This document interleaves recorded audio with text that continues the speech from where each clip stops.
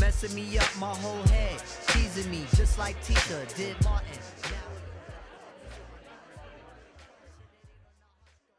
There is a mic on stage. There is a mic on stage, and it is waiting for a poet to grab it, to speak the truth and lead the youth and bring home the troops with the words, because no one wants your war anymore. There's a mic on stage. My name is Elise Malton, and I'm the National Director of Spoken Word Canada. I'm also a spoken word artist myself and a graduate student. Friends, joy is our birthright. Not there to be earned or deserved. It is ours just by virtue of being here. So when I can see in your guarded eyes that you don't believe me, I will hold a mirror up to your face with a message written on it in bright red lipstick saying, you are loved, you are wanted, you are seen, you are needed, until you understand that the universe knew what it was doing when it made you. Spoken Word Canada, or Spocan, is the national organization that oversees poetry slams and spoken word in Canada. We mostly deal with the poetry slam side of things. The slam is a spoken word competition whereby poets take the stage, do their poems, and judges from the audience score the poems between 0 and 10. I'm host of Toronto Poetry Slam and also artistic director of the umbrella group that puts on the poetry show. We're known as Toronto Poetry Project. Once a year we have the National Poetry Slam, the Canadian Festival of Spoken Word, and that is held in a different Canadian city every year. And every city that has a poetry slam or community that has a poetry slam sends a team to that festival. Now why you wanna go and do that, love, huh? Making things for me towards you harder. The mission of Spocan in our actual constitution is to nurture, develop, and promote spoken word and spoken word artists across the country. I think spoken word is one of the more visceral ways to express yourself. It's just, you know, a man and a microphone, that is it. No theater actors to accompany you, no beat to hide behind. And because it's so visceral and raw, sometimes the greatest honesty can come out of that. When people go to a poetry slam or any spoken word event, what they really connect with is people telling those personal stories. I too have known the pain of being blind to this gift, have steeled myself against the ache in my chest where theoretically my heart should be. You are not the only one who has anesthetized your instincts and gotten lost, undone by your belief in your unworthiness. It's like that now. Check it out now. It's like that now.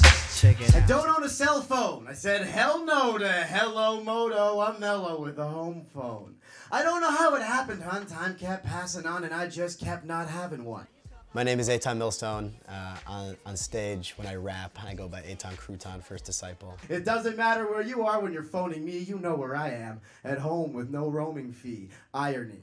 I pay for my rent and water with my job in the cell phone department at Rogers. I'm in collections. It's my job to bring the checks in. When your phone gets suspended, you get redirected to me. Rogers Accounts Receivable, this is Eitan. May I have your cell phone number with the area code? Slams are like performance boot camp.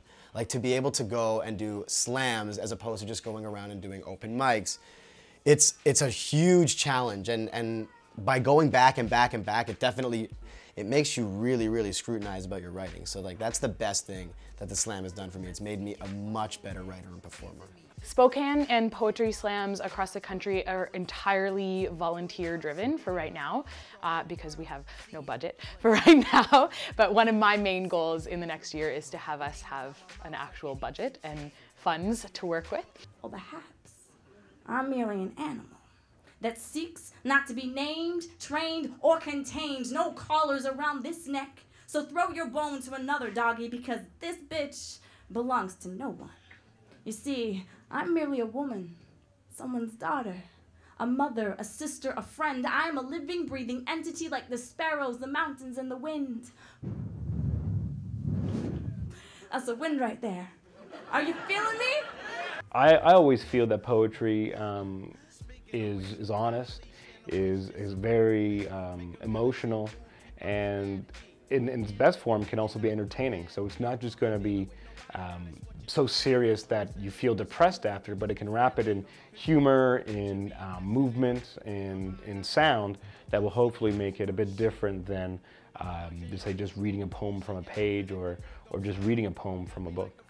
It's a tough thing to do to make poetry cool, and I think slams are the only place that I've ever seen poetry look cool. What's a wife? What's 2 kids? What's a third on the way right now? I just want to escape today. So you guessed it, he stepped in front of that rig, tried to bail at the last second, but he got hit, smacked, flung, peeled off the pavement. My dad should have been deader than the caveman. You see someone at a slam, you know, or you see someone like go up and do this spoken word piece that they've memorized and they've got, and they put so much emotion into it. You're like, wow. Now talk it out, talk it. Now you cut my heart on the evening. Kiss my cheek, move, and you confused things. Should I just sit out or come harder?